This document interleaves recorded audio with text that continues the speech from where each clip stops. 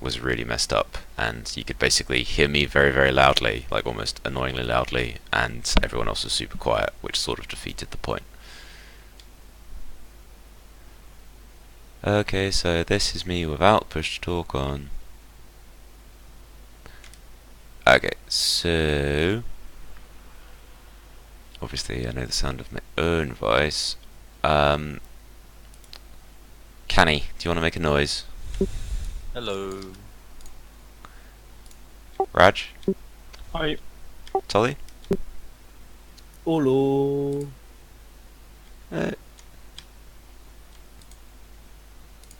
Okay, cool. Again, without sound. Without push to talk on, rather. Cavald. Shush you. Be my friend, Cavald. Not allowed to be. He's gonna be a drinking buddy.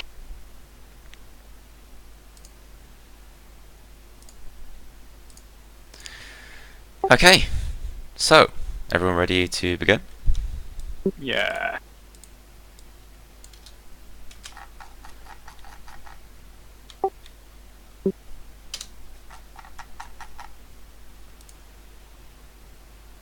Hang on, I just realised something.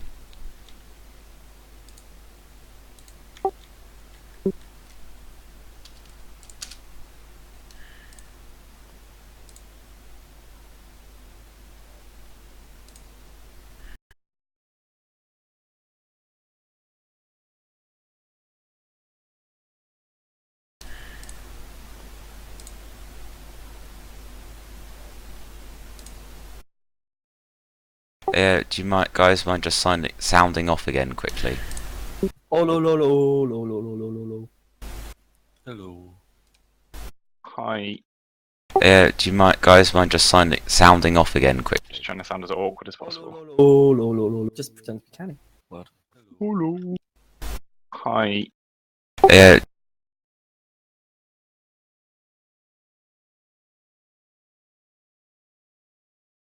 okay guys, welcome back to Frontier Age. How did Yay. people find the last session? Were there any issues? What do you mean? No. I don't know. Was there anything that came up that you needed to ask questions about, or are you happy to get started with episode 2?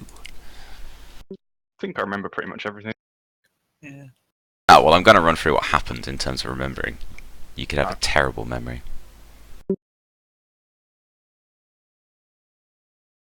Okay, well, in that case, I will just quickly review what happened last time, and then we'll see what happens. So,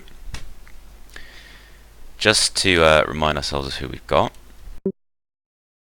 we have Krossic, who is a Saurian mage healery type person. Yes? That's me. Yeah. Shaman. That's my. That's your official title. Yeah. Cool.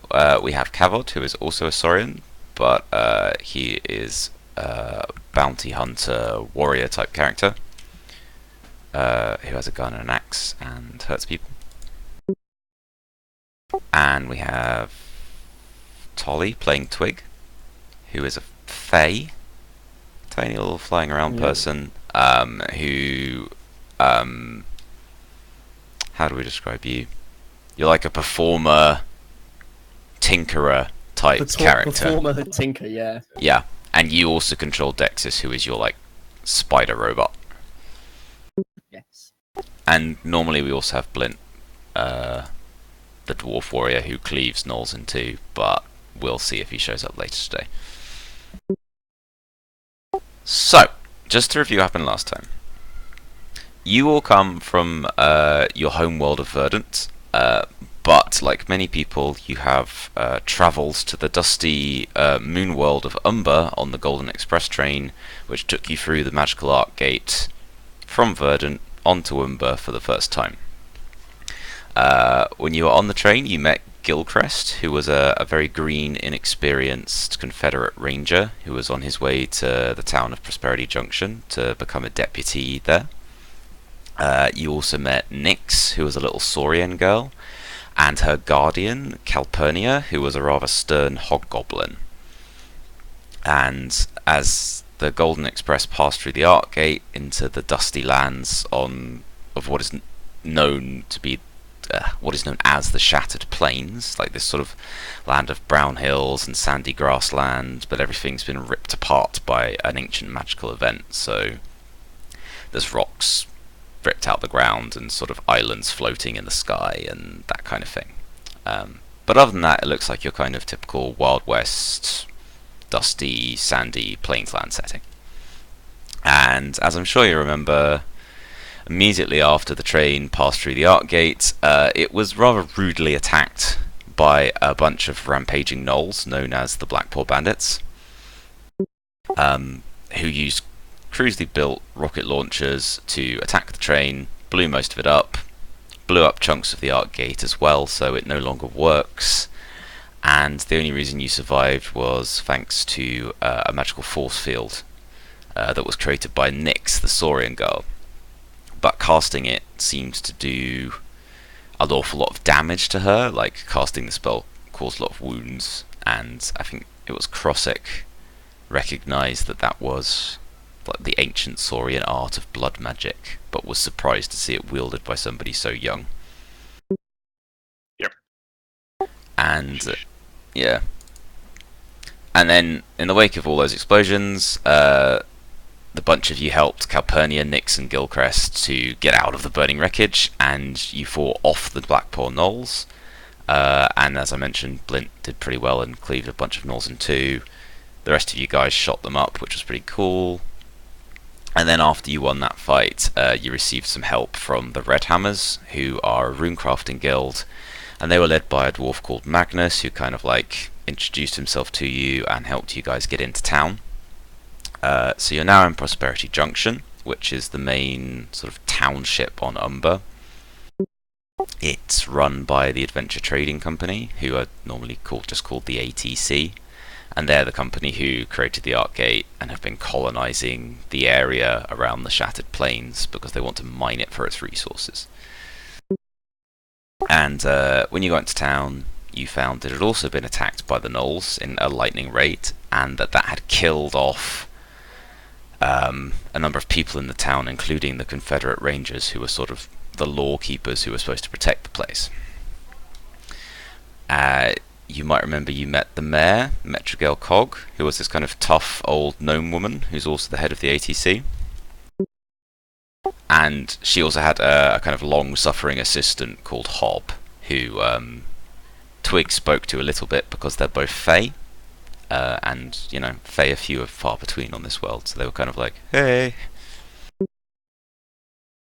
And Metrogale's dealing with an angry mob, but she kind of got them all under control. People are a bit panicky about the fact the Arc Gate's been damaged, so they've got no way of travelling home. They're kind of stuck on the world of Umber. But, yeah, the town's kind of simmering, but they're willing to see if the ATC can sort it out. And the only other important things that happened was Metrogale appointed Gilcrest, the kind of hapless halfling who travelled with you, to be the new sheriff, because he's literally the only ranger they've got left alive.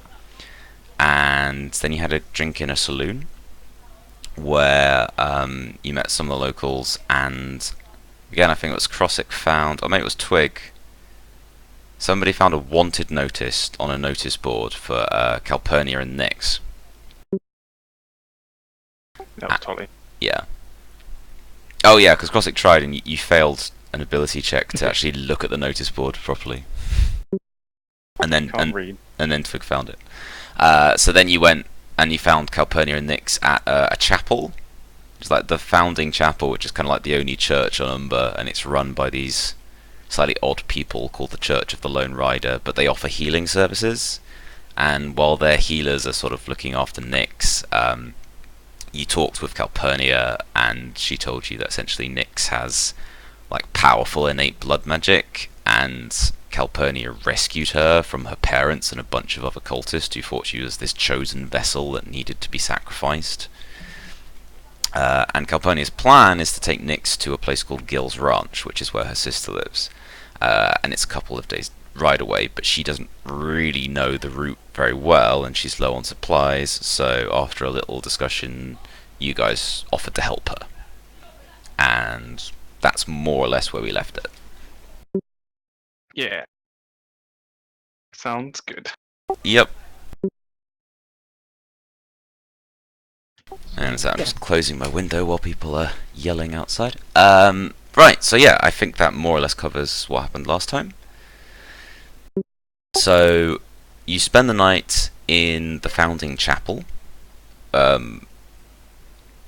unless you'd like to spend it elsewhere. But certainly, Calpurnia and Nyx sort of like essentially are provided some bedding and stuff to stay the night in the chapel. So, unless someone says otherwise, I'm going to assume that you guys are okay with having spent the night there as well. I'd probably stay there as well, just to keep an eye. Yeah, because you're nice people. And she's a wanted criminal. So, you wake up in the morning, you've slept on some fairly basic beds, just kind of in the main bit of the chapel. And in the morning, this elvish woman, who you didn't meet yesterday, kind of comes in and brings you trays of a fairly basic breakfast, like some bread and some broth and some water. And she introduces herself as Oriel. She's basically the mother of the chapel, so she's like the sort of head religious person in charge of the chapel. And she tells you that Nyx is awake and that she's going to be fine. And at that moment, Nyx sort of like comes wandering through, looking a bit sleepy and confused and yawning, but she looks like she's just, woken up from an average night's sleep, and she sort of bounds over to Calpurnia, and those two have a little hug. But she seems okay. Yay! Woo. Job done, guys. Let's leave. Let's Yeah, go yeah. home. So you're totally fine now. Yeah, but Oriel, she's this kind of. I was gonna say she's an old elf, but like, it can be a little hard to tell to the non-elvish how old an elf might be. And she's kind of like, but she's not like a young-looking elf. She's got like a kind of a weathered, lined face, and she wears these very simple clothes. Other than the little sort of silver horseshoe necklace she wears, which seems to be something all of the members of the church seem to wear around here. But she basically asks you what you plan to do now. Like, she's happy to offer the group of you, and she's including Calpurnia and Nyx in that, shelter here, but the chapel needs to open its doors. So, you're not going to be... You can't really sort of stay here right now. You're welcome to sort of come back later if you want. We were gonna head off out of town and just out. I'm not saying this as character. I'm just saying like we were planning to head out, right? Yeah. I don't know. I'll just be like, no, I'm right. Thanks. We got plans anyway. We don't want to impose. We don't want to. We don't want to get you in trouble or anything. That's fair enough. I'm gonna ask Calpurnia what she plans to do today. If we want to get off straight away, or if she has anything to do before she needs to leave. She says she wants to get out of there as fast as possible. But the only thing that she might need to do, or that you all might need to do, is to find some form of transport, whether it's possible to get, because like, you're going to the Fiscal Guild's ranch, like, you could walk it, but it's certainly a long way away. It might be worth seeing if there's a wagon heading that way, or if there's some horses that you can like hire, something like that. But otherwise, yeah, she's eager to get out as fast as possible because you guys found that wanted notice and you showed it to her. Do we need to get some supplies before we leave as well, like foods and bits and pieces? That's up to you. We were going to use what I called the resupply rule, where you can just spend a sort of requisite amount, and that will give you, we'll say that gives you enough, food ammo, all the kind of daily essentials you need for a certain amount of time. What we said was it cost you $5 to sort of give you enough supplies for a few days, or 20 that would last you for a good couple of weeks. Do we currently have anything? You should have some money on your character sheets, unless you I mean, more spent terms it in of, like, character creation. the food and supplies and things. Like, do we have anything in the way? Of I'll say I've got a couple of days with you because you probably brought some stuff with you on the train, but that's like all you've really got to your name. Not really enough to last us like a month or anything. No, I mean you're not necessarily planning to travel for very long, but the option is there to resupply if you want. I have 1 silver piece.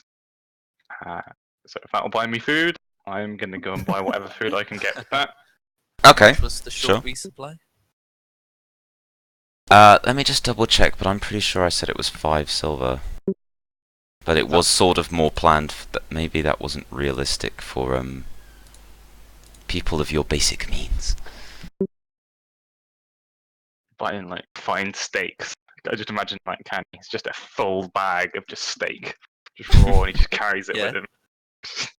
The Doesn't cook it. finest steak. Well, we'll say Of you've got course. a couple of days' food on you, and you can buy some more if you want. Let me just dig out what I actually did for that ruling. And you don't overcook it. So 3 days food. You want a little bit more in case something goes horribly wrong. Yeah, exactly. If we like fall into some cavern and then Just fall into a cavern and have to live down there for Yeah. a while. for like the rest of the game. Yeah, I think I'll pay for a short resupply. Okay, yeah, I said minor resupply was 5 silver. I'm gonna stick with that for now. If it proves to be problematic, I'll change it. But I think you guys essentially have so little because you're level 1 noobs who just got off the train. So Yes. I'll do a short resupply as well. if you want to spend 1 silver just for like a bit of food with I Crossic, get that's these, fine. The resupply also covers things like ammo and stuff like that, which maybe is less important to Crossic. I will give Crossek another 4 silver if you can, to do a proper resupply if he likes. Oh yeah, I'll What's that? have yeah. And then I'll share some of my food with Okay. Tolly. Oh, So I'm look, down 9 silver then. look at you being all nice and neighbourly. Well, I've got 30, so So I've got Wow. nothing now. No money. How many stuff is that? Like a short resupply if I add that to my equipment. Yeah, the way that essentially works is that if you ever need to eat, drink, reload your gun or anything for the next few game days, I just assume that you've got enough for it. Okay. So you I don't made a need to. note of that. The point of it is more so that you don't have to do meticulous record keeping, because it's something I've never particularly liked when I've been playing RPGs, and it's like, oh, okay, well, now I've got 19 arrows instead of 20, and, it gets a bit tedious. If you want to keep track of stuff in detail, you are welcome to, but this rule Well, is just so you can get around I think it. is important, like actual items that are relevant to my character. Yeah, sure, but otherwise, you have food. Yeah. Like, I'm happy to go and find some transport if you guys are ready. Okay, so you guys, are you sort of travelling out as a group, or are you just kind of like, oh, go grab your bits and then meet at a certain place and time? I'll stick with them. I'll wait stick for with them. yeah. So Okay, cool. So you're essentially you're going out the chapel. What do you do with Calpurnia and Nyx? We can go with them, aren't we? Yeah. Definitely. Maybe It's up we it's should up to come you. back. I was just Tell them we're going to get looking for travelling, Yeah. like wagons or something. Did and we see if ask they want to go. Calpurnia if she had some money? Because Calpurnia's basically got nothing. does That's Nyx have any money? no, Nyx doesn't have any money. Calpurnia basically spent everything she had to get the two of them on the Golden Express so they could get to Umber. Okay. I'll just Um, tell her to like, we'll come back when we've got something sorted. Just stay here and try to look inconspicuous. Okay, fair enough. Oriel says she'll the lady who runs the chapel, she says, she's not going to do anything to draw attention to you, but she's obligated to open the doors. Yeah, but they're welcome to Maybe we just hang out in the chapel while you go get what you need to do. Right, I'm gonna head out then. To Okay. the town. So you go outside. The town is, as you saw it yesterday, a kind of a. Well, I'll tell you what. Let's put the artwork up, since we have it. Fairly typical Wild West town, although maybe some fun steampunk elements, like you see the occasional engine powering the odd thing. Like some buildings have like quite large machinery kind of built onto the side of the walls that are like pumping the water or providing electricity or something like that.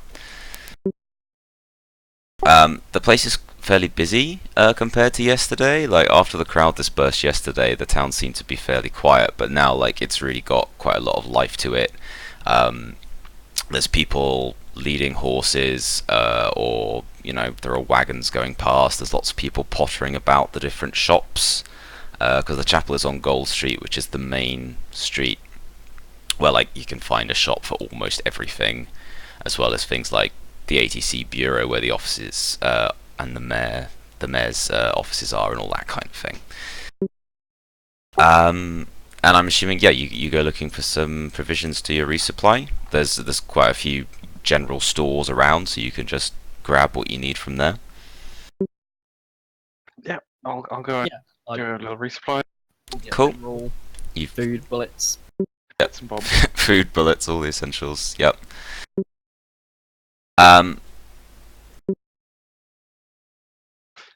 Do you want to talk to anyone, or are you just kind of pretty much grabbing and going? I'm gonna look around, see if I notice anything. Can I do a perception check, see if I notice anything weird? Yeah, you just sort of generally looking about, not getting a looking feel for for anything. things. Yeah, nothing in particular. Okay, sure. That's a fairly easy check, but go ahead and make it. Okay, that is is there perception? Yeah. Okay, I've got 1 in perception. 12. Okay, cool. So yeah, I mean, looking around, the place, like I said, is a lot livelier and bustling, but there is maybe a tension in the air, because this place was attacked yesterday. That's perhaps not surprising. You maybe see a few people kind of talking to each other. They maybe give you a few glances, not necessarily like evil looks or anything, but they look at you a bit warily. You maybe overhear a few little snippets of conversation.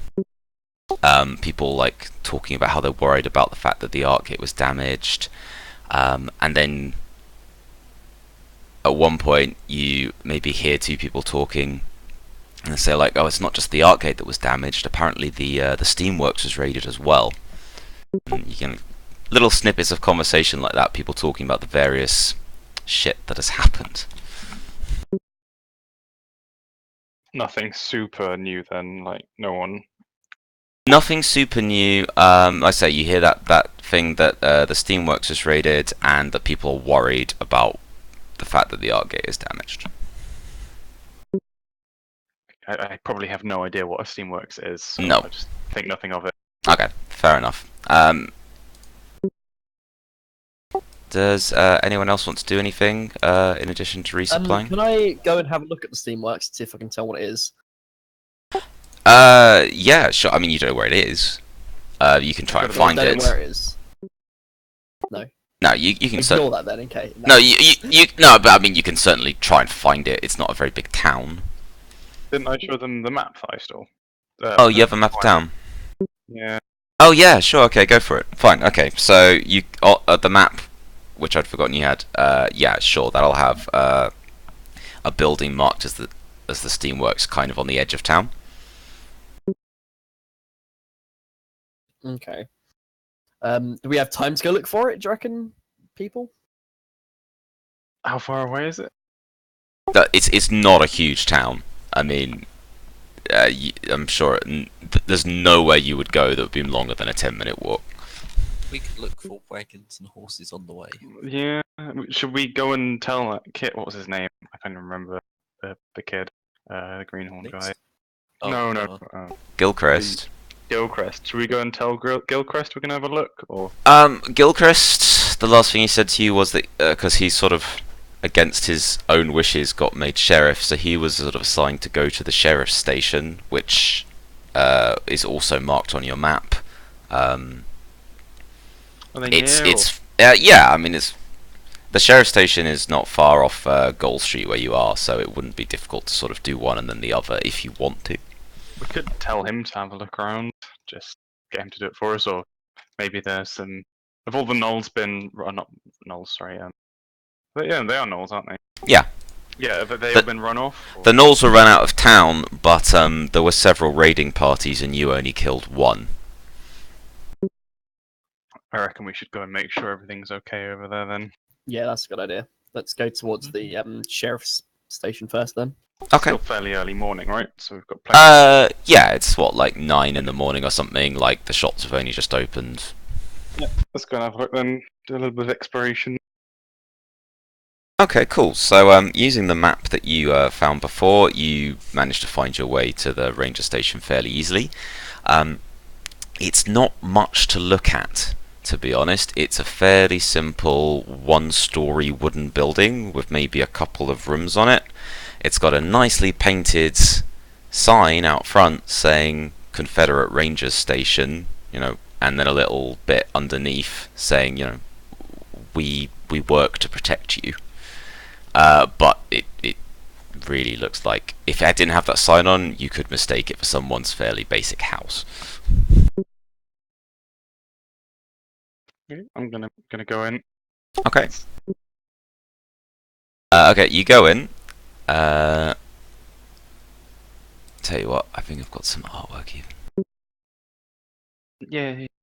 Everybody likes artwork. Pretty pictures. Ah, man, no I don't. Not uploaded. You're gonna have to Oh. use your minds. Okay, but Imagination. Ah. I know, it sucks, right? Okay, so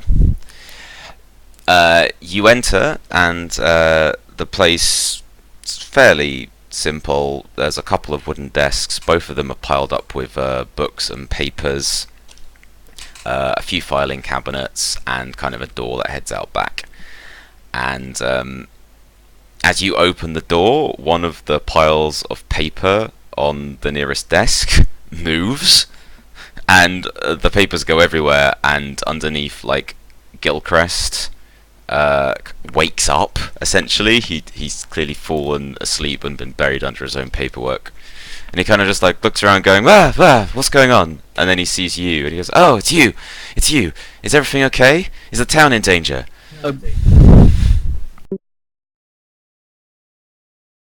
I'd go up to him and obnoxiously ask, is there anything that you've noticed that we should be on the lookout for before we head out again? Noticed. Right, yes. And he kind of, like, starts trying to tidy up the papers in front of him and stack them. He goes, yes, I've noticed a lot. I've been very, very busy. They made me sheriff, you know. Yeah, we were there. Of course you were there. Of course you were there. The first skill of any ranger is observation, and I definitely saw you there when it happened. So, what's going on? You're asking us what's going on. No. You tell us, Mr. Sheriff, what's going on. Have you noticed anything? Alright, he sort of swallows and he's like, yes, right, I'm sheriff. Good. And then he looks down and he's actually got like a little golden sheriff star that Metrogale pinned on him yesterday, and he's like, upside down. yes, it's upside down. But that's so he can read it when he looks down on it on his shirt. And he goes, oh, a few things have happened. Apparently there was a raid on the town yesterday, and we thought it was just just random violence. But when they opened the steamworks in the evening, they found that lots of the weird ore had been taken, which is The what, sorry? the weird ore, Okay. or like Like metal. yeah. Yeah. But it's just weird ore. He says it's some sort of fuel. I don't really understand. Apparently the gnolls took off with a lot of it during the attack while people were busy fighting them off. That's terrible. Yes, I'm sure it is. I'm sure fuel is very valuable. And he kind of like just shrugs a little. Can I facepalm? You can facepalm, certainly. I look at him sort of bewildered / frustrated and look towards Krisic like, help? I'm gonna. Oh God, I'm gonna slowly like start getting stuff out. I'm just gonna brush all the papers off of his desk. I'm gonna start mixing like a really nasty looking drink for him, and I'm gonna ask, "Do you know where the ore was stolen from?" From the fuel supply underneath the steamworks, Right. which is where they use it. I don't quite understand what for, but Have you looked around there yet? Or no. I have to go to the ATC bureau. The mayor Metrogale's ordered. No, we're Sorry. gonna go and look at the steamworks. Oh, okay. Sorry. You just cut him off and Yeah. just say no. We're gonna look at the steamworks. I'm Okay. gonna give him like a really horrible drink to wake him up. Oh, one of your weird concoctions. Yes, it's bubbling a little bit. Okay, he kind of looks at it suspiciously and he goes, "This will help." I'm just gonna look at him. Okay, he just sort of sniffs it and then downs it, and then Okay, I nod approvingly. okay. He doesn't look particularly well, but he's sort of he nods back at you and sort of looks at you just like for approval. I'm gonna turn around, start walking towards the steamworks. Okay, so you just walk as the group of you walk out. You can hear the sound of sudden vomiting from inside. Nice. I was really hoping he'd have to make like a constitution check or something. No, he doesn't even have to check. He just can't hold it. Can't deal with it. Okay, cool. Is he gonna come with us, or is he just crippled? No, he doesn't follow you. Okay, What Can did you I- give him? I'm just gonna shrug at Twig. Shudder and keep moving. Fair enough. Okay, so you want to head to the steamworks? Yeah. Cool. Guess what? We have artwork for the steamworks. Yes. Okay, so as you head kind of more to the edge of town, you see this very large building that stands out, not just because it's very big, but because unlike all of the wooden buildings that makes up most of the town, this place is entirely made out of stone and metal, and it kind of looks like a big blocky square factory. And there is a very sort of big a set of double doors painted red. No one seems to be about. I can't Um, see this artwork. Oh no, sorry, we're not there yet because I realised Okay. that the artwork's more for the inside. Okay. Right, I'm so gonna- can I check the door to see if it's locked? The door's not locked. Let's Open go it. inside. You can open it. Yep. And guess what? You get to go inside. I'm not gonna go in straight away. I'm just standing outside. Oh my god.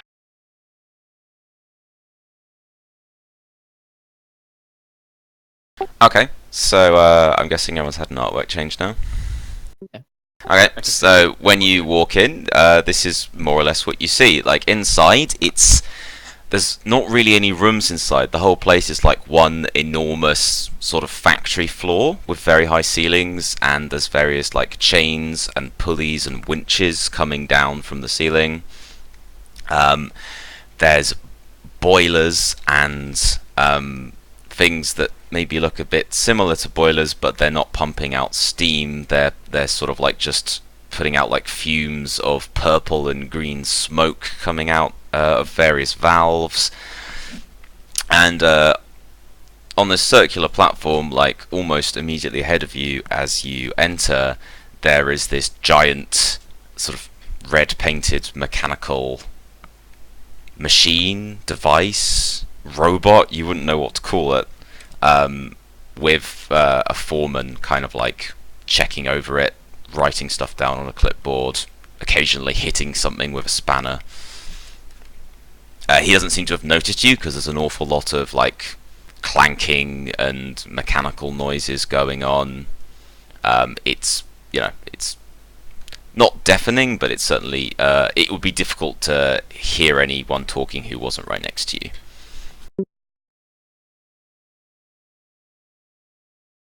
Right. So can I like inspect the room? Yeah, sure. What do you want to...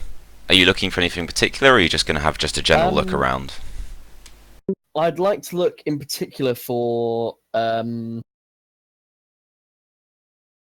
or sort of steam related technology, like just to learn about Stuff it, I that guess. makes sense to you. Yeah. Okay, cool. So I guess that would probably come under a perception check.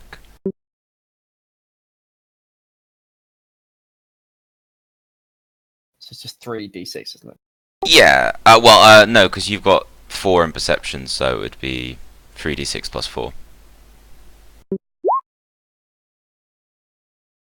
Okay, and it was a fairly easy check for you. So yeah, I mean, a lot of the machines are clearly mostly just to do with power generation. Like that's what a lot of the steam boilers are for, and those other kind of more arcane-looking machines I mentioned with the purple-green fumes, like they're essentially got all the hallmarks of power generation. They're like burning fuel and pumping energy through pipes into other devices, like sort of further down the factory line.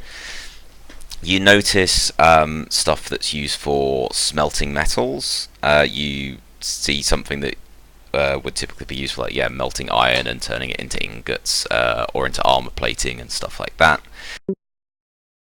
There's also a couple of things that you find particularly interesting, which are clearly used for the for making constructs, like artificial machines, kind of like the big one in the picture.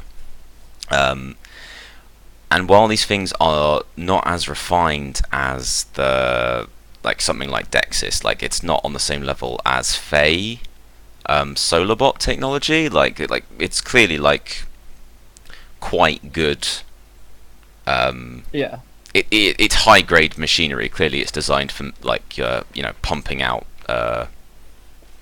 like automaton constructs, and it's fairly top of the line stuff. Okay.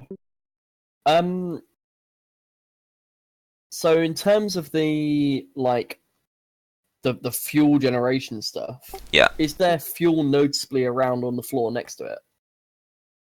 There's a couple of carts full of coal next to some of the steam boilers. Other than that, maybe a couple None of of the weird ore or anything. No, there's a couple of what you know are called formatic batteries.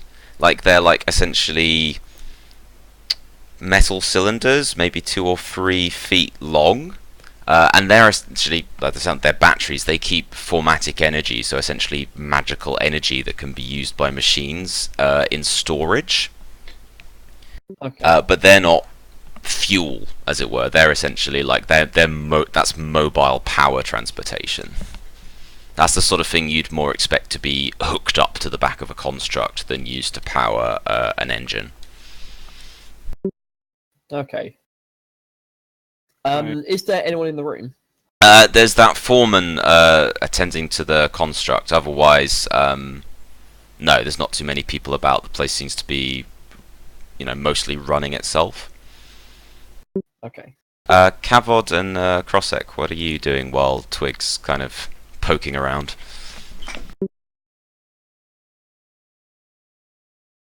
I'm just going up to the foreman. Okay. You kind of startle him because he's quite involved in his work. But yeah, he turns around, looks you up and down, and goes, "What do you want?" I hear you had some problems with the raids. We all had problems with the raid. Who wants You to had know? some weirdos. Why are you asking? Sheriff mentioned that you had some weirdo stolen. I was wondering where it was taken. He's kind of like makes a little bit of a sneer, and he's like, "Ah, new sheriff sent you, did he?" Yeah, I can show you where they took the ore from. Not much to look at now. And he sort of beckons you and says, "Oh, come along then." And starts like walking down one of the gangways. I follow him. Okay. Yeah, I'll follow him as well. Okay. I'm inspecting the big robot. Oh, you want to inspect the so big don't robot? follow him. Okay. Maybe we'll come back to you while these two. Yeah. Yep. Cool. So, Cavod and Krossick follow the foreman down this gangway, and at the end of the gangway, there's a series of steps that go down underground into a basement area. And he sort of fumbles around on a big keychain attached to his belt, and like at the bottom of the stairs, there's a big metal door. He unlocks it. You can kind of see that there's scorch marks around the edges of the door, and the door looks very new, like it is very shiny metal. So it kind of implies that that's a brand new door. And he goes inside, and you follow him, and he says, "Well, this is where we did keep all our weird ore." And it's basically a large basement area, like almost the same size as the factory above it, with a few columns every so often that clearly act as supports. But the place is pretty much bare. There's a bit of kind of debris where maybe some barrels and boxes have been smashed up and like the wooden pieces are still lying around, but otherwise, like, it's just empty and dirty basement. I'm gonna ask the foreman how they got in. Okay, he sighs and kind of like wipes his forehead. And he says, "Well, we all went out when the violence started. We grabbed our hammers and our guns and anything we could find. We went out to try and help the Rangers defend Gold Street. We didn't even know anything had happened until we got back. And the place seemed fine until we went to stoke up the boilers, came down here to get some fuel, and saw the door had been blasted off. And all of the ore was just gone. We don't even know how they managed to carry it out. There must have been tons of the stuff."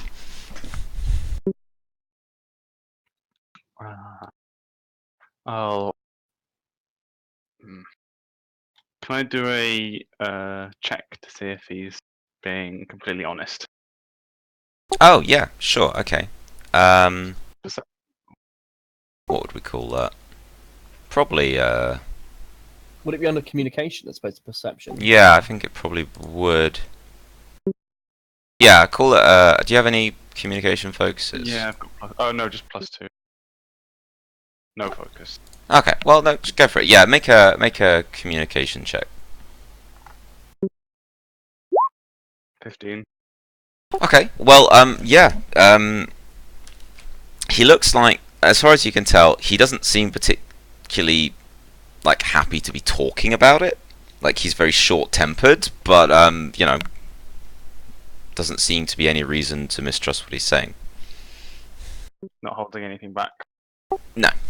To be honest, he seems quite simple. Like, he seems like a simple guy, like, salt of the earth type. He doesn't... Unless he's some sort of master genius, like, you know, like, like an incredible actor, there's no reason to really suspect he's lying about anything. I'm gonna ask, do you think they blew the doors off with the same rockets they attacked the Arc Gate with? And he kind of nods, and he's like, "Oh yes, I heard about the rockets. They didn't use those here in town, but I heard they made a mess of that train. Made a mess of the Arc Gate too, and now we're all stranded." So if the kobolds didn't use those rockets here, they must have used something else to blow the doors off, which might I mean, which means it's even more likely they're getting help from somewhere else. Were there any other creatures or people around, sort of leading or directing the kobolds you saw? You said you were helping them fight, so The gnolls. yeah, the gnolls. Yeah, no. Gnolls is gnolls. You know, they don't know where they got the nerve to attack the town from, but I certainly never saw anything else. There was just a bunch of them running around, setting fire and attacking anything they could. And none of your men stayed here. No one. What about that construct? Could that have seen anything? Betty. Yeah. She was powered on, but she wouldn't have been able to move. Did she have? I'm completely clueless about this. I'm just kind of like, can it see? Oh yeah, Betty can see. She has like a completely independent cortex. You wanna go? Blankly look at him. Okay. He kind of like sees that you're not really getting it. He's like, okay, come on, we'll go ask Betty, see what she saw. Yeah, I'll nod and Yeah. follow him. Okay. So you go back up and back to where Twig is kind of, I guess, flying around, like just kind of examining. Noticed anything about the robot?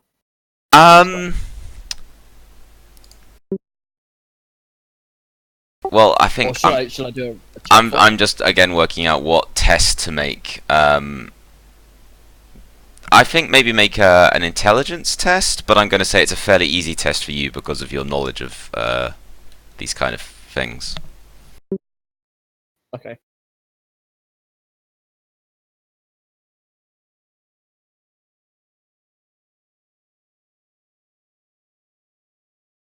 Cool. Okay. So yeah, like you know, you sort of gathered before. While it's nowhere near as sophisticated as a solar bot, it seems to be probably one of the more advanced constructs you've seen from anywhere outside your homeland.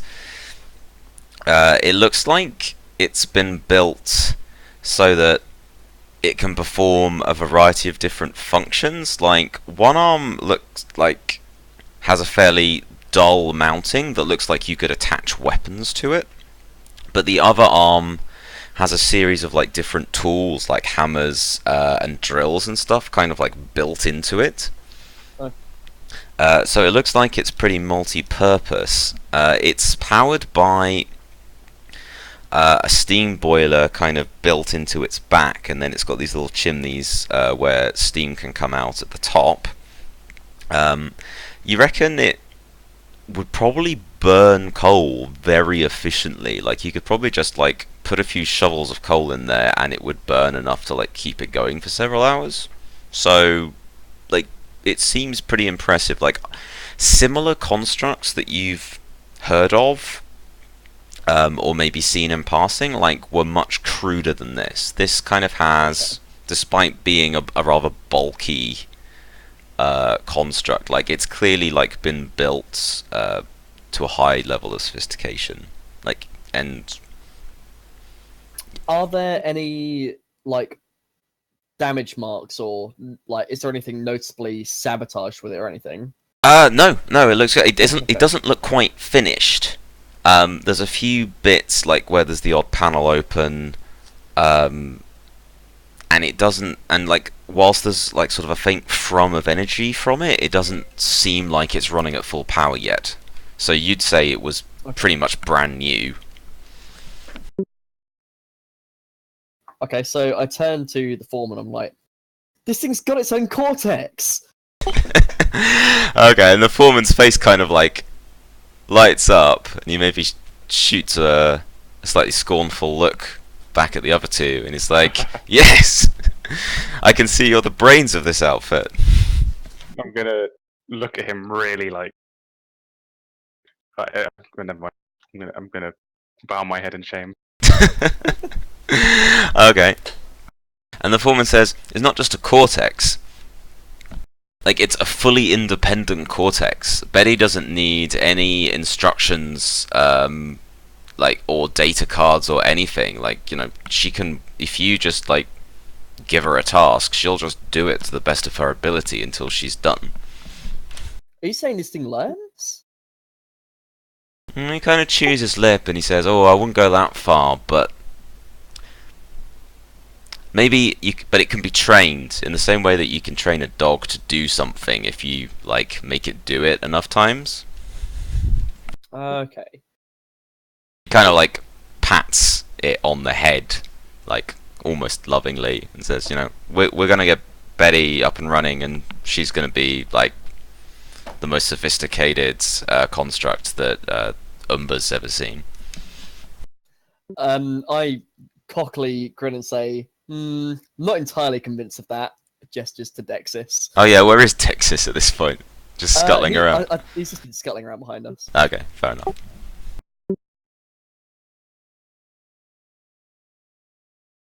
So the foreman looks at Crossing and says, "You wanted to know what if Betty saw anything?"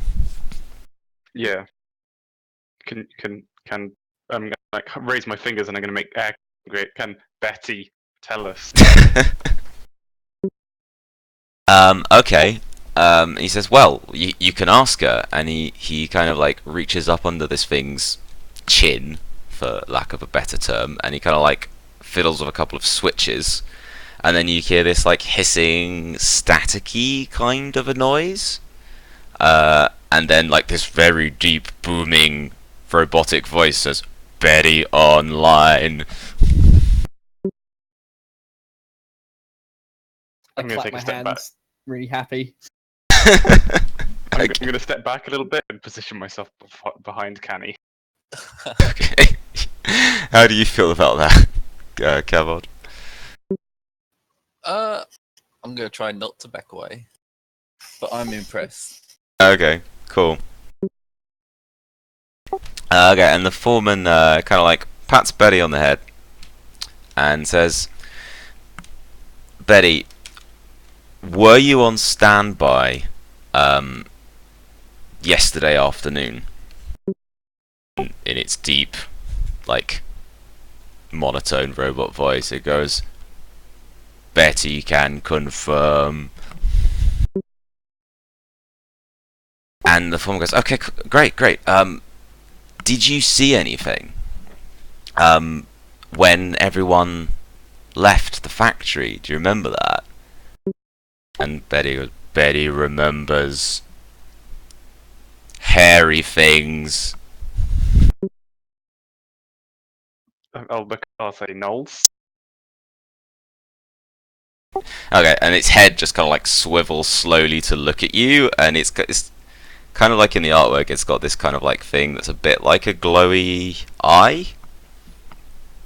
And when it turns to look at you, the color kind of maybe shifts from white to more of an orange color, and it goes, "Identify." Foreman kind of like goes, "They're friends, Betty. Friends." You maybe noticed that one of the giant metal fists has kind of like clenched up its fingers, but then when he says friends, like, they release again. I'm gonna step forward and I'm Yep. gonna poke the face with one of my like claw fingers, and then I'm just I gonna give it a inhale poke. really quickly and flutter backwards, like, nope, you've got to make it go off. It says, Um, "Do not touch. Permission not granted." I'll just say I'll take my hand down and say, did you see anything with these furry creatures you saw? Was there any other kind of creature?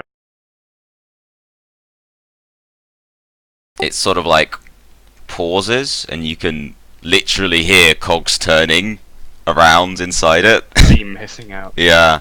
And it goes, "Hairy things. Only hairy things." What could they have wanted the fuel for? Yeah, can we ask? Sort of posing the question to the group. Yeah. I don't know, maybe they're trying to build something of their own. Maybe, what else would they need fuel for? Surely they're trying to power something. I'll ask the foreman. What is Weirdor used for? He just kind of like gestures around and he goes, half of the machines in here run off Weirdor. It's this incredible rock that we found when we started digging underneath the soil when we were building the town. They call it Weirdor because it's like got innate magic running through the rock. I don't understand how that's possible, but it seems like there's tons of it all over Umber, and you can burn it, like, instead of having to use like formatic batteries, or like when we used to have to get mages to like charge up our machines for us. Like, you can just burn that stuff and it like creates a ton of magical energy. Can I ask him, do you think burning something infused with magical powers is a good idea? And he does nod and he says, "Ah, well, it can be dangerous, but that's why we always, you know, use the incinerators and the boilers to process it. I mean, we'd never be stupid enough to like burn it in anything except very controlled conditions." What happens if you burn it in uncontrolled conditions? Actually, Betty answers that question. She sort of like suddenly turns to look at Cavod and goes, "Big bada boom." I'm just gonna look at the construct and then try and ignore it, and then search the room to see if there's any scorch marks on the walls. Okay, so you want to just sort of go around the factory. Yeah, and whilst the foreman is talking with Tolly and Canny, can I see if I can find any Weirdor that I can sort of pick up and just take with me? Nothing like huge chunks, just like if there's any bits and pieces lying around. Okay, well, yeah, you can certainly search the factory. Yeah, see if there's anything useful or interesting. Okay, I realize I'm getting you to make a lot of these, but make a perception test. But I think for finding the Weirdor, that's kind of almost partly tapping into your arcane knowledge. So I can say you can use your arcane lore focus. Okay. So you get +2 on top of your already. 4 into. Oh, am I using? Oh no, I think you use actually no. You can use intelligence. I think that makes more sense. Yeah, I'm looking for magical traces, I guess. Yeah. If I know that it's magical now. Okay. Yeah. that's So essentially, 3d6 you're plus 3d6 plus 6. 16. Wow, I needed that +6. Yeah, you did. But I mean, even though it was quite a hard test, you passed. So yeah, you go exploring around the factory. You don't really find any other scorch marks other than those ones you saw sort of where they blew off the door to get into the basement. But as you're kind of like poking around like the stairwell where they would have had to bring the stuff up, you kind of maybe get like a slight tingle in the air. Like, you didn't really notice it before because it's very faint, but obviously you have, as a shaman, something of an attunement to natural magic. And you kind of recognize that sort of slight prickly feeling that you get when you're around something powerful. And you kind of like search around for the source of it, and eventually, yeah, you find this little shard of sort of black rock with faintly pinky purple lines through it, and it's just kind of like it's just sort of underneath a bit of equipment, like just underneath one of the boilers. Like, you wouldn't really have noticed it if you hadn't been looking underneath things for it. Can I put it in my bag or like in a pouch or something? In fact, I'm gonna take out a pouch, like a small pouch, and put it in its own little bag. And I'm gonna just kind of stow it away on myself. Okay, cool. So yeah, you do that, and as soon as you kind of put it away, like the slight prickly weird feeling that you get from it kind of goes away, like as soon as it's contained. And yeah. Can I add that to my inventory? Yes, you can. A piece Weird, like- of weird ore. Okay. Is that weird as in WYRD? Yeah, I almost hated myself for doing it, but you know. It's alright. Terry Pratchett's done it, so it's Yeah. Alright, can I have a look? You said I was near the stairs where they brought the stuff up. Yeah. Can I inspect the scorch marks around the door and see if there's anything magical about that door? Yeah, sure, go for it. Well, I'll just There. use your perception check, or I'll use your check from before because it's sort of part of the same search. No, you don't sense anything magical about it. Like the scorch marks. Yeah, it just looks like there was an explosion, but you don't get any weird vibes from it, and there's no sign that any of the. There's no like. You would expect some sort of magical residue, like you kind of might get. I don't know. Does it look like it was a really fucking big explosion? No, it doesn't look too big. It's like kind of Mark just area. around the archway of the door. There are these sort of black streaks, but it's not like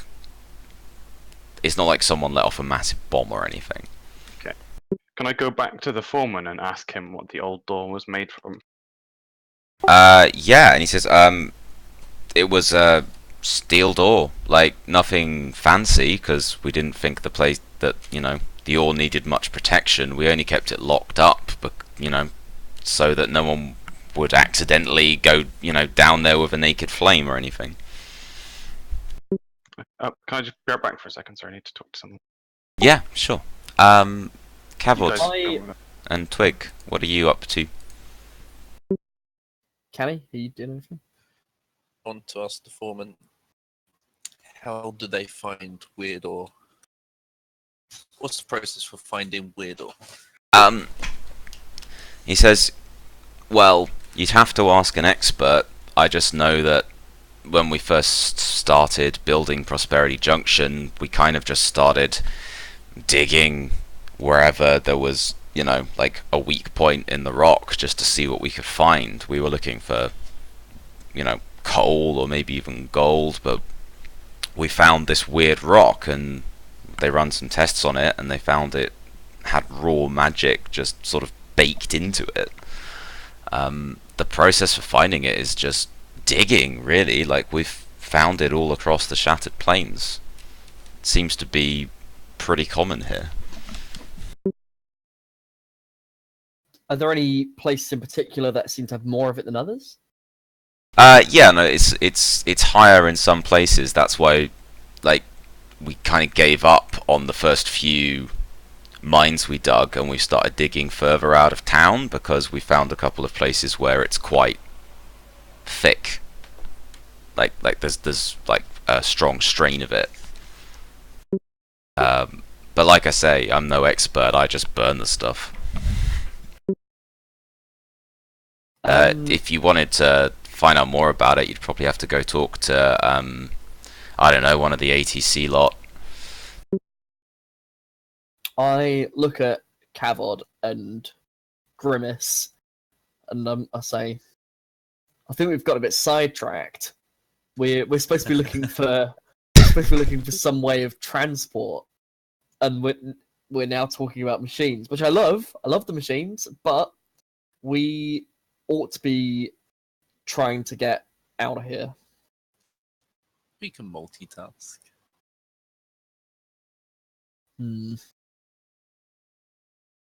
Oh, I asked the foreman for directions to these mines. Right where they are Oh, okay. Oh, he says, from Prosperity Junction. sure. Well, I mean, the nearest one's just a couple of miles out of town, just in the hills to the west. Like, you can see them from town. But then there's a few kind of like all along the train track that heads west out of town. Like, pretty much between Prosperity Junction and the next town, which is Blackore, there's just mines every few miles for digging up weird ore.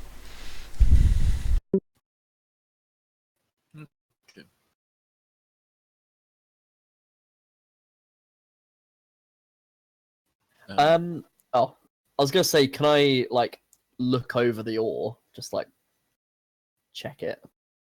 But I don't think Twig really saw it. What you mean the one that Crossex got? Yeah. Or has he stashed it away? He put it away in a pouch. I'm sure you can.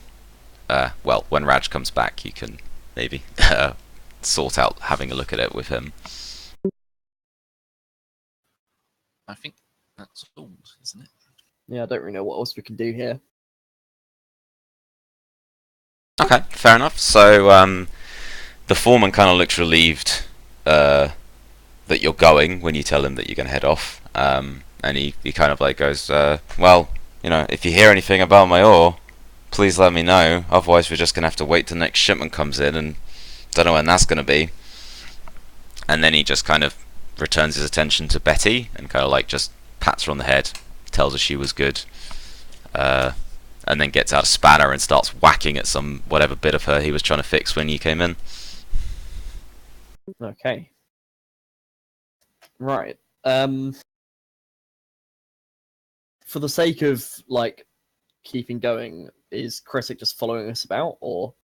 Let's just say that because I think he didn't say it'd be too long, did he? No. So we'll just assume that he's just following on after you. Right. So this was like in town, wasn't it? Yeah, like on the edge of town, but still very much in town. You didn't go very far. So sort of going back into town. Should we head back that way? I think we should look for a place like a trade station where you can find wagons. Yeah, but that's presumably in the town. Presumably, yes. We have a Bwappy. Yes. Hey, how you doing? Okay. Nice of you to join us. If it's a problem, I mean, I don't mind missing out, but I'm going to be getting challenged stuff, so I'll be back in about half an hour if I can join in. Yeah, sure. I mean, I don't mind if it's too much effort, like... No, it's fine. I reckon what we'll probably do is we'll probably try and have a break around 8, 8:15ish, and then yeah, you can just jump in after the break if that's easier. I'm back. Sorry about that. Okay, that sounds cool. Right, I'll be back about then. I'm gonna go jump in the shower and get something to eat right quick. Okay, cool. I'll be back. No worries. Okay, cool. Okay, and welcome back, Raj. Sorry about that. No problem. So, We've pretty much just decided that we need to go back into town to look for a trade station. That's what you missed, really. What to get a transport thing or? Yeah, Okay. I suggest we find a wagon going that way because Might be cheaper. in numbers. Yeah, we might even get paid for it if we say we're bodyguards. Oh, good. Yeah, I'll. Okay, that's a good idea. But also, they might know where they're going exactly, so we won't get lost. Did you find anything else new about the Steamworks or whatever it's called? There's a whole bunch of mines to the west of town. Right. Like pretty much all between Prosperity Junction and Blackore. It's Okay. all on the tracks. Yeah. So that is it. Do we know that's where the gnolls went to after they raided? So did we know where the gnolls went after they No, raided? we didn't find out where the gnolls went, I don't think. Okay. Do we want to have a look at that, or are we just gonna get on with the Nick stuff? Because I guess that's another whole quest to go and find the gnolls. Yeah, I sort of think we ought to deal with the Nyx and Capernia situation. Yeah, I agree, because that could go wrong. Yes, and it could go wrong a lot sooner. Yep, I reckon we should go and find a wagon then or something. okay, sure. So you head back into town. You say you wanted to go to the train station. Or is there like a trade station, like where wagons might group up? Oh, a trade station. Not as such, but I mean, if you sort of head back to Gold Street, there were a few wagons around there, like kind of like at its widest point, where it's kind of more of a town square. There certainly were quite a few wagons, like loading and offloading goods and stuff around there. So that's probably your best bet. So that you want to head there? Yeah, Yeah. I think so. Okay, cool. So you head back into town. It's much as before, like quite bustling, quite busy. You see that there are maybe like 4 or 5 wagons, kind of like in the central square part of Gold Street. Most of them seem to be loading up on goods, although there seem to be a couple of like officials, kind of like sort of going around checking things, like asking questions, pushing people around a little bit. But they're just, they just seem to be sort of hassling the wagon people, making sure stuff's getting done properly, as far as you can tell. There's also, the odd other wagon just kind of like trundling up and down the street as well. So there's a fair amount of wagons. Is there any sort of like hub where it looks like someone who's official who kind of knows what's going on, or? Not so much. It seems fairly chaotic.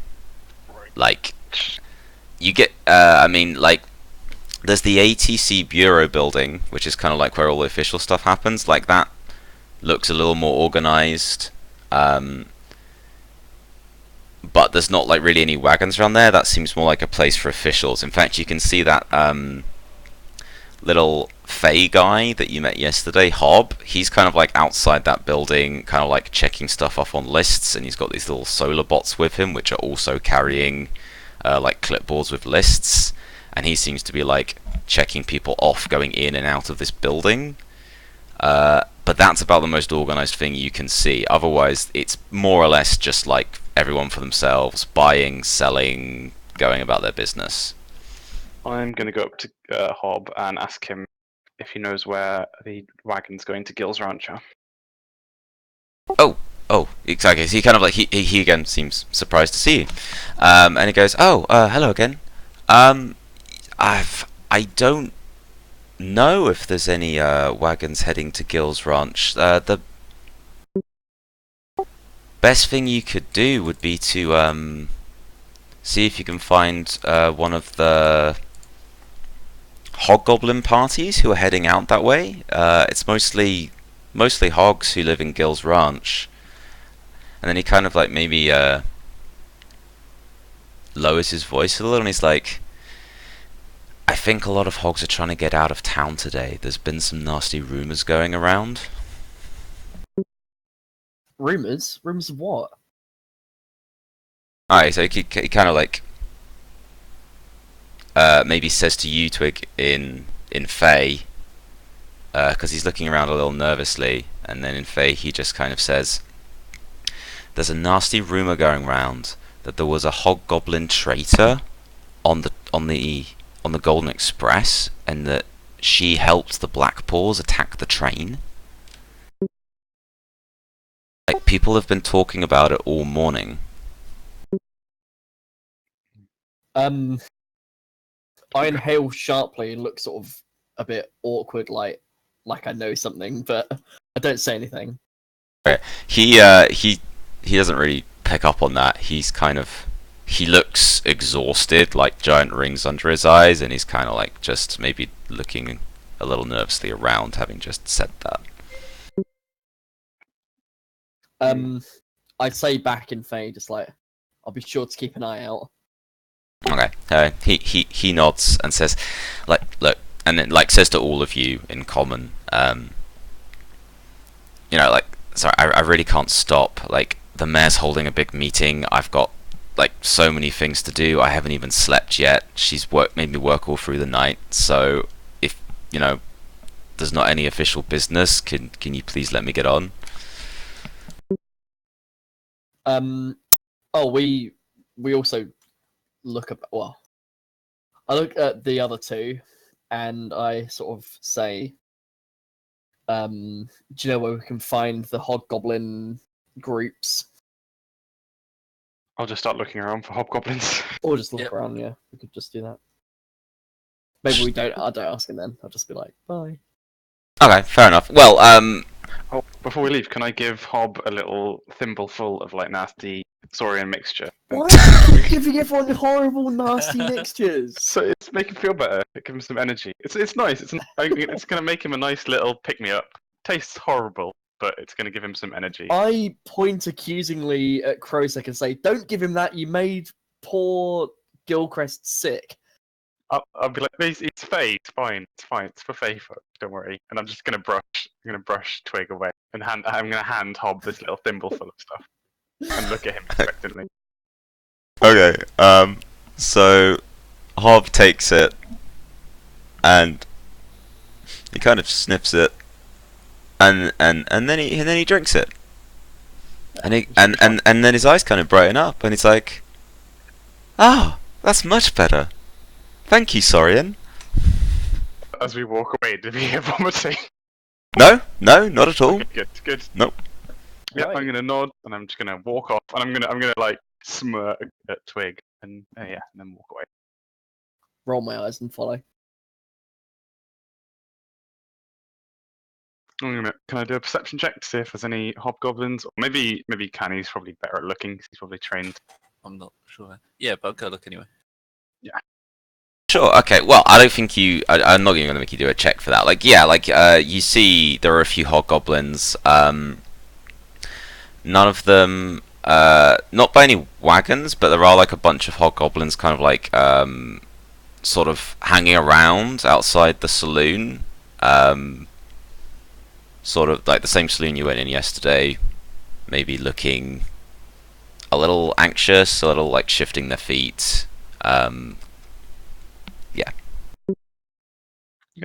Go up to them and ask sort of is there anyone that kind of is organising the hobgoblins, or they all just look like They're kind of just hanging around. There's one who maybe looks a little senior, like this sort of old hog. Well, not an old hobgoblin, but kind of like a more senior looking one, like in a cowboy hat. can I tap him on the hat? Yeah, sure, okay. He looks up at you and maybe he looks a little worried when he sees who you are. And he goes, "Yeah, what can I do for you, friend?" I'm gonna ask in a very gruffly, like I'm just gonna say Gil's Ranch in like a questioning sort of way. And he goes, "What about Gil's Ranch?" Are you going there? Yeah, we're going there. Why do you want to know? I'm just gonna say great. We're coming with you. We need to get there as soon as possible. It's important. Alright, he looks kind of wide-eyed, a bit fearfully at you, and he's like, "Why? What's your business?" I'm gonna point at Kavod and I'm gonna say that's none of your business, but this guy can take care of you. Make sure none of the ATC bother you on the way, or none of the townsfolk bother you. We will help protect you. Okay, and who's gonna protect us from you if you turn out not to be friendly? Will I sigh and go up to said hobgoblin? Yeah. And can I use some sort of communication skills to like Yeah, persuasion. bluff through it, persuade? Oh well, if you're bluffing, then bluffing would be sort of a communication deception. To be honest, it's I'm all. not trying to deceive them. No, you're just trying to persuade. So that would just be communication.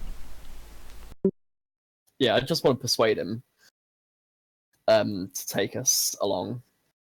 Okay, cool. So yeah, just make a communication check. I'm gonna say it's gonna be quite a challenging check because like they seem very wary of all of you and indeed anyone.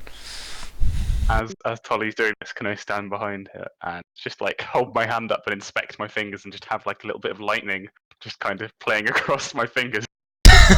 Yeah, sure. Yeah, okay. Well, Tolly did well on his test. He actually stunted on his test. Although, well, there are technically role-playing stunts if you would like to use one. Isn't it Like the second two? what? It's on the cheat sheet. They're a bit odd, the role-playing stunts, because obviously in combat stunts have more defined purposes. I don't know if you've got the cheat sheet. Oh, I do, yeah. Right. Like so, you got things like you can go I and got another 5. thing. You got 5. You could do a Um, ton of stuff with Oh my this. god. Can I flirt with him? Yeah, sure. Okay. Just like, So you make come on. a There's communication no- seduction versus willpower test. Okay, so I guess Yeah. we're making a test. You're making the communication. You're rolling another communication test essentially for your see this. seduction. The Hob doesn't see this. Hob is sort of down the street, absorbed in his work. Is that still communication? Is it? Yeah, seduction is communication, so you essentially get to make another roll, and we'll see who gets higher against the Hobgoblin's willpower roll. It's the same. Which I think means In combat, that's a hit, right? yeah. I can't quite remember if for like a contest like this if even matters, but we'll say it works. Okay, so you flirt. So However you might like to I do that. say, come on, you can just take me and my friends, right? And I sort of like get really close to his face and just brush my wings up against his cheek a little bit. Like, come on, you know you want to take us. Like, we're harmless, really. Okay, well yeah, no, he seems to respond well to that. He actually kind of like looks down a little and kind of blushes a bit. And he's like, well, we could use the help. Especially such good looking help. And he looks at Twig. But then his expression maybe falls a little bit and he goes, to be honest, we need all the help we can get. There's been some bad talk going around town, and a lot of the old bad feeling towards our kind seems to be resurfacing. So we want to get on our way as soon as we can. Okay.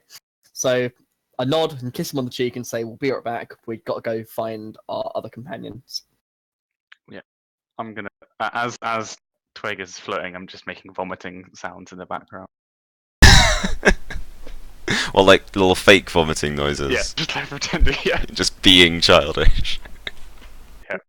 really Oh. old sorry shaman. Just yeah, exactly. Okay, so I'll just You're- tell him, like, you're wait for him off. to get back. To Krosek, I'm just like, don't act like you weren't impressed. Just shake my head. Right, so we've got to head towards the chapel. Yeah, let's go and collect Nyx and Calpurnia or Capernia. Calpurnia. Okay, let's go Calpurnia. and- Yeah. Okay, so you head back to the chapel, and the chapel actually, despite what Oriel said about like the fact that she was going to open up, the doors are firmly closed. And hanging around out front is someone you kind of vaguely recognise from the other day. It's That bloody this. woman from the inn, isn't it? It is the bloody woman from the end. Well remembered. I'll just stick some artwork up of her in Discord to jog your memory. With the owl thing. Or was it an owl? Or was it an eagle or a falcon? I'm pretty sure it was an eagle, wasn't it? It was Made of- it was a hawk. Oh, okay, yeah. All completely wrong. So yeah, you all saw her briefly when you were drinking in the saloon yesterday, playing cards with a kind of sort of a mechanical dwarf, suspicious guy. She's kind of just hanging around, like leaning against the side of the chapel quite casually, and that hawk. Well, let's just describe her just for the sake of it. Like as you see in the pictures, she's kind of elvish woman with a mechanical arm, where she's clearly lost an arm at some point and has been replaced with a prosthetic. And she's got these sort of steampunk goggles on and like a few little sort of contraptions around her belt. And the hawk is similarly kind of enhanced. It's got like also got some sort of goggles and a helmet on, as well as it's having some sort of stained glass sections built into the feathers of its wings. And so the hawk's kind of just like pecking around, like on the floor. Occasionally it kind of like flutters a bit, and then settles back down, whereas this woman's just kind of like leaning against the wall, maybe like chewing a toothpick, looking quite casual. And there's no one else around the entrance or anything. No. Right, I am gonna go into the chapel. Okay, you go up to the chapel door, and this woman just kind of like raises her head. She kind of like looks up at you from underneath her cowboy hat, and she goes, "Chapel's closed. Have to But go." our friend's in there. We need to go in. Alright, Can I try and cut him off as he's saying that? Can I cut yeah, him off? you. Oh, yeah. What are you cutting her off with? Go. With like, that's none of her business. Oh, We I'll don't- just allow myself to get stifled. Fair enough. Okay. Can I ask her who she is and why is she controlling who's going into the chapel?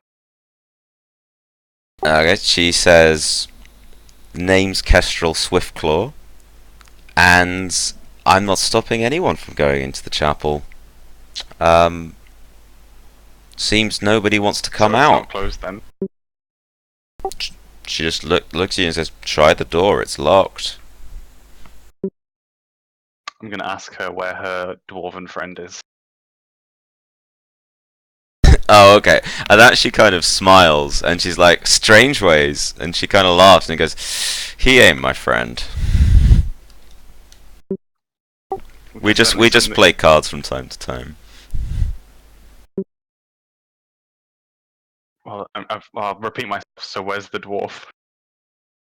Hell if I know. I haven't seen him since last night. Why do you care? Quit being nosy, Crowset. God, I've got something to do. I'm gonna try the door. Alright, you try the door, and yeah, it's locked. But you can maybe hear, like, a little bit of murmuring from the other side. Do either of you have lockpicking? Nope. No. Let me check actually. Hold on. I think I'd have more chance of beating the door down. I've got legerdemain. That's not quite the right thing. That's like a sleight of hand. No, it's sleight of hand. Yeah, it's not helpful for opening a lock. I have intelligence, but I guess there's a dexterity check, right? Lockpicking would be, yeah. Did we try knocking? Oh yeah. I'm gonna knock. And did we introduce ourselves to Calpurnia and Nix and stuff? Do they know our names? Yeah, they know you. Okay, I'm gonna say it's Krosek, and knock on the door. Not loudly, just to get their attention. Okay, you hear a little bit of whispering inside, and then, yeah, the door unlocks, and it's opened like just a tiny crack, and you see Oriel, the chapel mother, kind of like looking out, and she kind of like, she smiles when she sees you, but then she kind of notices that Kestrel's kind of like just to the side of you, leaning against the wall, and then she kind of like, she looks wary. She asks, Can I turn to Kestrel? Oh, sorry. I was gonna say, she says, "Can I help you, stranger?" It's me. Yeah. I'm gonna turn around and look at Kestrel, and I'm gonna say, it seems you're the one who's not wanted here. And I'm gonna, can I say it in a way that suggests that she should leave? Yeah, sure. Yeah, I'm gonna do that. You can do it as like an intimidate check if you want. Yeah, is that a willpower check? It would be, yeah. Yeah, I'll do that. Yeah. Actually, no, wait. Let me double check. Is it No, willpower or it's, communication? It's a strength because I've got it as a focus. Oh, shit. You right. should get Canny to intimidate. How can I signal? Can I signal Canny? Can to, I like, can I just flex? loom over his shoulder? Yeah, totally. Would you like to make an intimidate check? Do it, can he?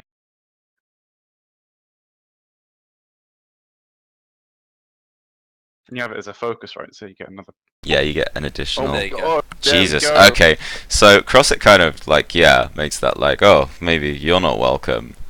But then like Cavod just kind of like steps up behind him, and just like maybe I don't know, maybe you crack your knuckles or something like that. Like I imagine maybe you're a little taller than Crosek, so you kind of loom over and look menacing. Yeah, I'm quite hunchback as well. So. Okay, so then Kestrel kind of like looks between the lot of you, kind of eyes Cavod over, and she goes, never did have much time for gods anyway. And she kind of like walks away, but like deliberately quite slowly, and her hawk, well, she looks over to it and she says, come on, Griff, and then like she sort of holds up her mechanical arm, and then it flies up and lands on it, and they kind of walk away, but she just walks over to the other side of the street. And Oriel says, come on, get inside quickly, and lets you in. I let the alphas are going. I'm gonna whisper to Cavod and Twig, like, does someone want to stay out here and keep an eye on her? Or should we all go in? Maybe we can leave through a back entrance. I can stand Yeah. outside. Okay. Okay, so Cavod's gonna stand guard, as it were. Okay, so then Crossick and Twig go inside, and Oriel closes the door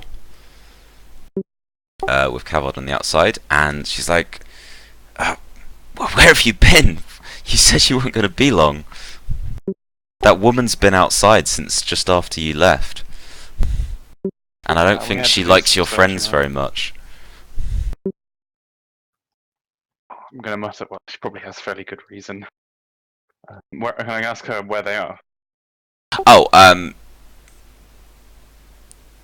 yeah, no, you can see them. Like, Nyx and Calpurnia are just kind of like at the other end of the chapel.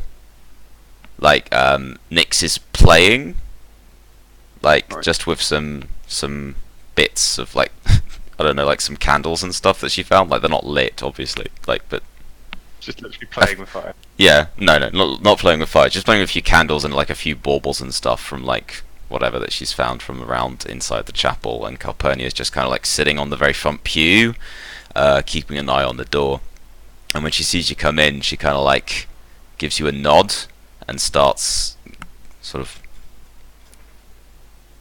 getting Nyx ready to leave. I'll say to them, like, gather your things. We found some transportation, but we need to leave soon. There's trouble. She asks, what kind of trouble? The elven kind, the worst kind. Yeah, okay, she gives you a knowing look. Okay, goes gets Nyx and says, look, no, really, we have to go. And Nyx goes, but I want to play, I like it here. Calpurnia just... Can I go up to... I was going to say, can I go up to Nyx and be like, sort of encouraging, be like, you can play my robot? Yeah, sure, Way go more for fun it. with some sticks. I assume Dexys has just been following you around the whole time, so Yeah, he's not really had anything to do. He's just No, fair clanking away. Can I ask, is it Oriel, the woman? Yeah. Can I ask, are there any back entrances here? She says, yeah, there's one door out the back, but I think I heard someone skulking around out there too. That's why we haven't tried going out that way. Was it the dwarvish kind of skulking? I didn't. She said she didn't see anyone, but she just heard movement out there. Can I ask if she'd go and check? Or Yeah, no, she'll go and check. okay, yeah.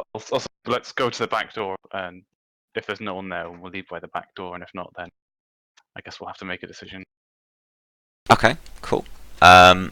She goes. She has a look, and she goes, I could have sworn someone was out there before, but they seem to have gone now. I get the feeling. This is to Cavod and Twig. I Well, get the Cameron's feeling that. outside. Oh, okay. Yeah. I'll say to Twig then. Not necessarily to Calpurnia and Nyx, 'cause I don't want to worry them, but I'm gonna say like, what what do you reckon our chances? What's the best option here? Being the foolhardy sort of, I don't know, Go I'm lucky. very excited about things. So I'm just like, we can take him, it'll be fine. I'm sure we'll do it. Do we really want to? Like, we've just been signed up by the sheriff's office. Do we want to start a fight? Maybe we could use that to bluff our way out. Yeah, potentially. Right. I'm not Oh. going to say yeah. Can I ask Oriel? Does she have any like ropes or chains or anything? She gives you this slightly odd look and says, "It's not that kind of church." Oh, sort of sigh. Any rope or nothing like that? She goes, there might be a bit of rope in the tool shed, but that's out back. You're sure you didn't see anyone when you just checked now? No, look clear. Alright. I'm gonna go up to the front door where near where Cavod is, and I'm gonna whisper through the door. Can you hear me if I whisper? Yeah, Like, sure. It's not a whisper. particularly thick door. I'm gonna tell him to meet us at the. I'll ask him if he can meet us at the wagon place. Sure. Yeah. Okay. I'll tell him like we're gonna go out the back. And Okay, so what Cavod can see as you're whispering is maybe Kestrel's on the other side of the street, eyeballing him, and a couple of other people in kind of a couple of large men in cowboy hats seem to have joined her, and they're just sort of talking and looking at the chapel. I'm going to tell Krosek to hurry up.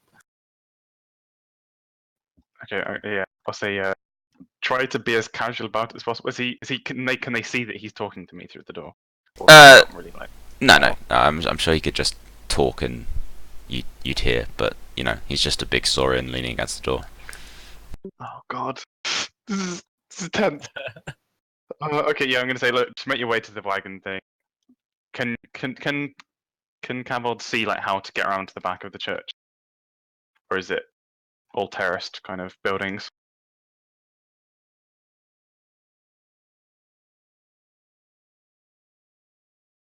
Sorry, I was pressing the wrong button.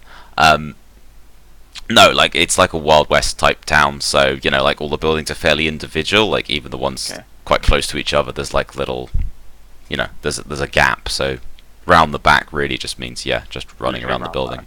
Yeah. Okay, I'll tell him to meet us there, and then we're gonna make our way to just as. Yeah, I'll tell him to meet us around the back. Yeah. What if I'm followed? Look intimidating, and then I'm gonna go. Fantastic. Yeah, I'm gonna go back and I'm gonna say like talk to Twig and Calpurnia like we need to go now. Okay, so what Twig's been kind of like helping Calpurnia get Nyx ready, I'm guessing? Yeah, I've just been like sort of coaxing Nyx with Dexis. Okay, and she gets very excited about Dexis, and she gives him a little hug and says, "Oh, we're gonna have a great time." Dexis sort of just groans like mechanically. Would I have some kind of spell? Just like I don't know if it's like a basic magic thing that any wizard could do. Could I put her to sleep somehow, or like make her chill the fuck out for 5 minutes? Because she's going to be loud, I guess, when we're escaping. Is that something I could do? Is it? I don't think it's. I mean, it's not really a spell you have. You do make these little concoctions. Oh, so hell you yes. you can see if you can do that. But I'll probably make you do a test to see if you can like make it, like see how well you can make something like, you know, specific. Because right now you've kind of just been giving out like medicinal stuff that is a bit hit and miss. So if you want to make something for a specific goal, I'd make you do a test to make it. I have 4 in cultural law. I have a focus of cultural law, so I probably know a lot about like Saurian stuff, right? So I know a lot, and I'm a Saurian shaman. So would I be like be able to make something specifically for like a Saurian girl? Yeah, sure. Okay. Well, what have you got? Is the thing as ingredients? Various herbs and bits, twigs and stuff. Nothing. Yeah, just stuff I've. Okay, but I carried. suppose you've only really just arrived, so it's Not a lot, it's feasible that in your that you'd still maybe have some stuff from your homeland on you. Yeah, yeah. Yeah, sure. So you want to go ahead, do an intelligence check with your cultural law. I'll say it's challenging, but like, yeah, to try and sort of make something similar to what you would have made, like, if you were back home. Yeah, just to and help her relax.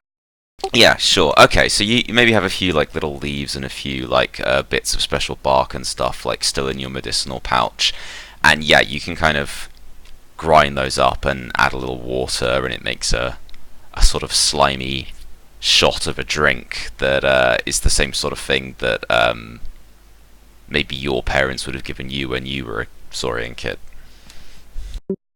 Yeah. I'm gonna ask Twig if she has anything to make it taste better.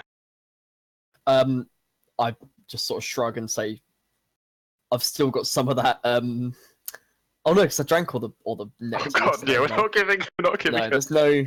I don't have any. You had booze, you could just give her booze. No, I'll just give her that and just say, sort of drink this. And Okay, when you sort of offer it to her, Calpurnia kind of gets in your way and she says, "Hey, what are you doing?" I'll just say, look, we need to move quickly, and an excitable little kid might slow us down. It's for her own good. Like, do you want her to draw attention to herself and potentially get her, caught or worse?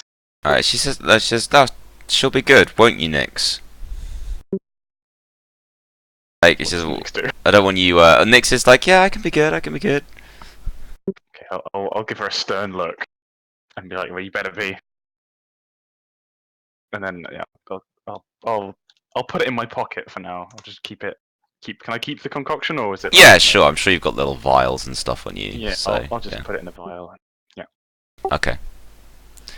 Okay, cool. Cavod, outside, Kestrel now seems to have acquired a group of maybe about 4 or 5 other towns people, and they're looking like maybe they're getting ready to do something.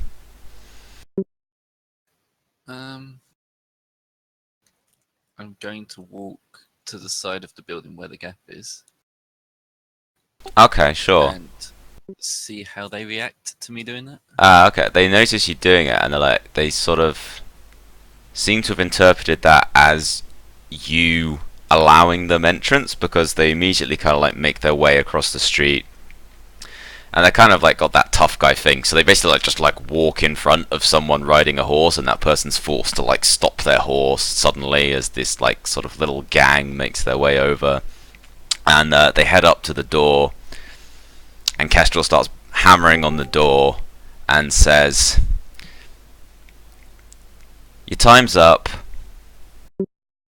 Bring out the hog and the Saurian kid, and nobody has to get hurt." Oh, I'm going to go around the corner and then rush to the back. Okay, cool. You start rushing around the back. You guys inside the chapel can hear a lot of hammering on the door, and Oriole looks at you rather worriedly and says, "You've got to go. Like, I want to help you, but I can't have violence in my church." Yeah, sure. I'll say like, okay, can you just delay them as long as possible, and then I'll start trying to go out the back door. Sure, she looks a little worried, but she says, "I'll do what I can," and she kind of goes to the door, the front door.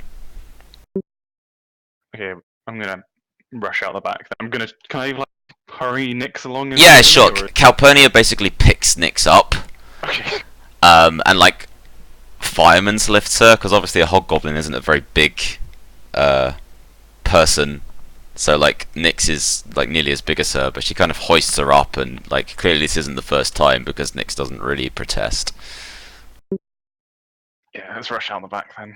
Is that okay with everyone? Yeah, no, I follow. Okay, cool. So you go out the back, and Cavod, just as Cavod's coming around the corner to meet you. And out back, like, there's not too much out back. Like, it's sort of off the main street. There's like a couple of warehouses and stuff. like a little way ahead of you, but you know, like the town is mostly the street and then a few other outlying buildings. Alright, I'm gonna say to this, right, let's try and make our way to the wagon place without being seen. Yeah, And then no, I'll- we just try to head there. Okay, so you hear like kind of a big smashing sound, like the door being kicked in, as you kind of like then, so that you can hear the sound of people busting their way into the front of the chapel as you're kind of like making your way around the backs of the buildings, and you hear like a bit of shouting and stuff like that coming from the street. And you make it around kind of the backs of a few buildings. You then try to loop back into the main street, sort of making your way between like kind of like a general store and a blacksmith's. And as you do, like your way is suddenly blocked by this figure stepping out, and it's the mechanical dwarfy dude that you know from before. I'm gonna curse heavily. Right, so I am going to try and persuade him to let us go past. I'm going to give it a shot. I don't think it's going to work, but... Okay, I'll well, try. sure. What do you want to say, or just? I just want to say, please, you don't understand. We need to go past. There's a child's life at stake. Okay. So he just sort of looks at you. Actually, I'll put out the little artwork of what this guy looks like just to remind I people. vaguely remember, but yeah. So it's like, yeah, he's roughly dwarvish sized, but so you assume he's a dwarf, but he's this kind of squat guy with a cowboy hat and a big sort of scarf over his face. You can't see anything, and his body is kind of like all of this mechanical armor with two little chimneys at the top pumping out smoke, and he seems mostly to be made of mechanical bits. And when you say that to him, like, please let us past, he makes this kind of like grating mechanical noise, like a repetitive noise, and it takes you a moment to realize that he's basically laughing. And he says, seems like you've upset my friend Kestrel. Normally, Us? he says No. No, what he says is, normally I wouldn't get involved in another woman's hunt. But the way I see it, yeah, there's nothing right about hunting down a kid.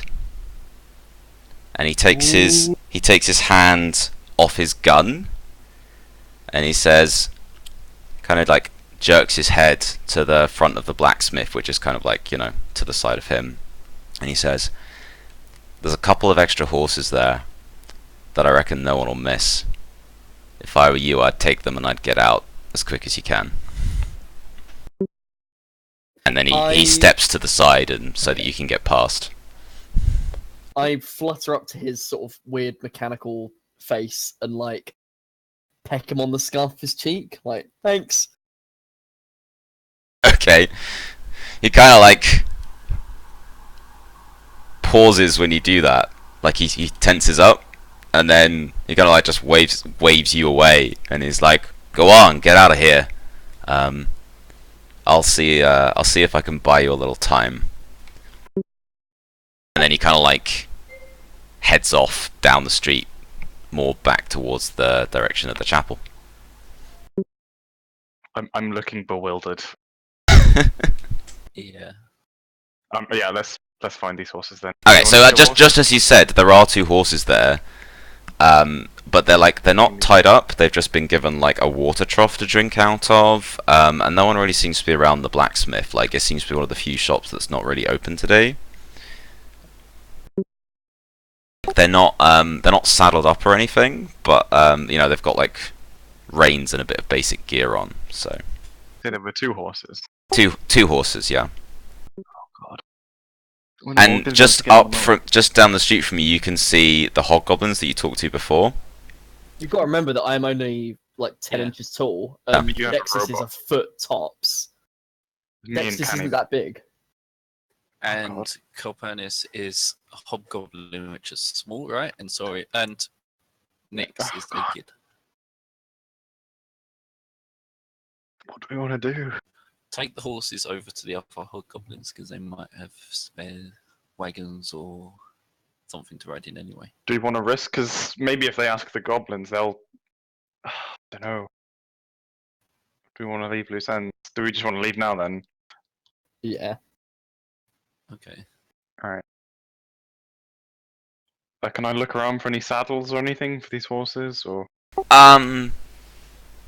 Yeah, sure. Yeah, make a perception test. I realize I'm making you to do a lot of these, but I feel like there's been a lot of searching around.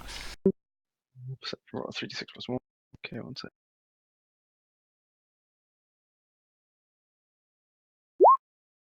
Oh dear. No, you can't see any saddles or anything like that around. I probably don't know what a saddle is. I'm gonna look at one. I'm gonna try and get on the horse. Okay. Ridden one of The my- horse seems a little surprised, but it's perfectly tame, and it's fine with you like taking its reins and getting onto it. Can I motion for Calpurnia and Nyx to get on behind me? Okay, yeah.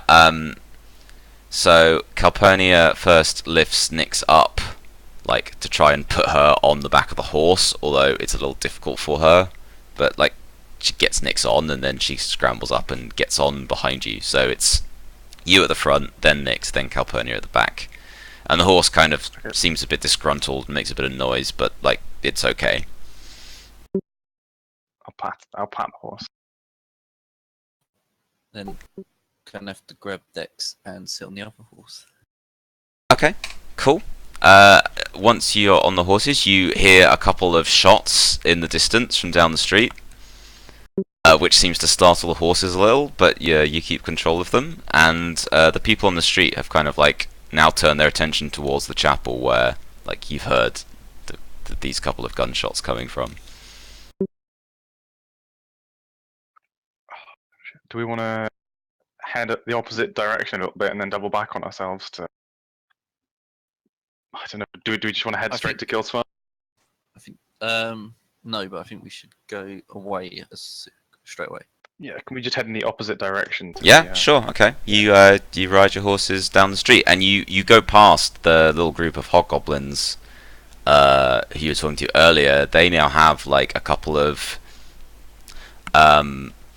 not horses, but kind of like a couple of like lizard mounts, like kind of like something that looks a bit like a Komodo dragon. They've got maybe 3 of those, kind of like, but they're sort of saddling them up, and the one in the cowboy hut kind of like waves at you and goes, "Ah, you've got horses. That's great.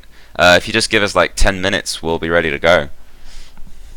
Do we want to wait for them? We could meet them outside of town as we keep. Yeah. I'll shout. Without stopping riding, I'm gonna shout. We'll see you there, or something like that, or we'll meet you on the way. We're a bit busy. Okay. He kind of like just looks a little bewildered at you and goes, "Yeah, yeah. Okay. See you later, friend." As you ride past. Okay, and then you ride past, and I'm guessing you're heading out of town. So you ride to the one end of Gold Street and out past the edge of town. Hi ho, Silver. Away. And That's it. End of film, right? yeah, totally. No, Happy that is the class. point where we maybe take a little break, because it seems an appropriate time. Would they look a bit like that at all? Yeah, that's exactly the kind of thing I was talking about. Everything is Avatar. It'll be in the Avatar universe. I know that show inside out. To be honest, So we're gonna take a Avatar's break. really good for the animals. Yeah, we'll take a 15-minute break, and then we can bring Bwappy in. And We just sit at the edge of town for 15 minutes. you're right. You're riding out of town heroically while the music plays. That's how I like to see it. Tune in next week. Yeah. Or in Yeah. 5 minutes. Or in Sunset, and 15 that's minutes, it. yeah. Okay, cool. I'll Alright. see you back soon.